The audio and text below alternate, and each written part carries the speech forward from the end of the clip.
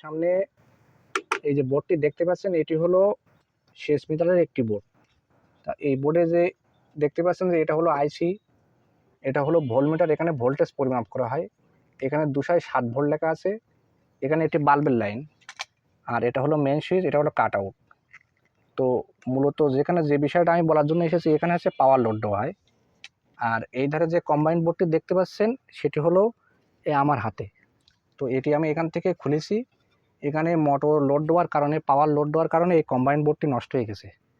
তো combined board নষ্ট তো হতেই পারে, কারণ ইলেকট্রিক্যাল জিনিসের কোনো গ্যারান্টি নেই। তো যদি নষ্ট হয়ে যায় সেক্ষেত্রে খোলার ক্ষেত্রে একটা অসুবিধা আছে। যেরকম এই ধারে যে একটা বোতামের মতো একটা অংশ দেখতে পাচ্ছেন, এই যে দুইটা ছিদ্রে এই কোম্পানি এখন এই একটা দুইটা করে বোতাম দিচ্ছে এইখানে আর এইখানে লাগানোর জন্য। তো আমি আমাদের যেটা দেখাই, আমি এটা এখান থেকে খুলেছি, এই যে ছোট বোতামের মতন। আর নতুন যেটা দিয়েছে কোম্পানি, এর ভেতর দেখেন যে দুইটা বোতামের মতো আছে।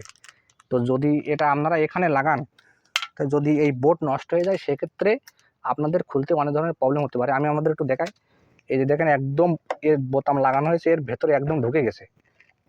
তো এই দেখেন এটি এখান থেকে আর খোলা যাচ্ছে না। যদি আপনি হাজার চেষ্টা করেন তাহলে আপনি সহজে খুলতে পারবেন না, খুলতে পারলেও অনেক কষ্ট হবে। তো বোর্ড যখন নষ্ট হয়ে যাবে তখন এটি খুলতে আপনাদের অনেক প্রবলেম হতে পারে। এজন্য এই বোর্ডটি লাগানোর পরে আপনারা এইভাবে ফাঁকা রেখে দেবেন, কিন্তু ওই বোতাম দুইটা লাগাবেন না। লাগালে এই বোর্ডটি আপনাদের পরবর্তী নষ্ট হয়ে যাওয়ার পরে খুলতে অনেক অসুবিধা হতে পারে। এজন্য এটি এভাবে ফাঁকা রেখে দেবেন। আমি নতুন একটি নিয়ে এসেছি, এটি এখন এখানে লাগাবো। তো অনেক ইলেকট্রিশিয়ান এটি লাগানোর পরে ভালো দেখানোর জন্য এই দুইটা বোতাম সেট করে দেয়। এই যে দুইটা বোতাম দেখাচ্ছি আমি আপনাদের, এই দুইটা বোতাম সেট করে দেয়। তো এই বোতাম দুইটা সেট করে দিলে পরে খুলতে অনেক অসুবিধা হতে পারে। যদি ভিডিওটি ভালো লেগে থাকে ভাই, পেজটিকে অবশ্যই ফলো দিয়ে পাশে থাকেন। ধন্যবাদ সবাইকে।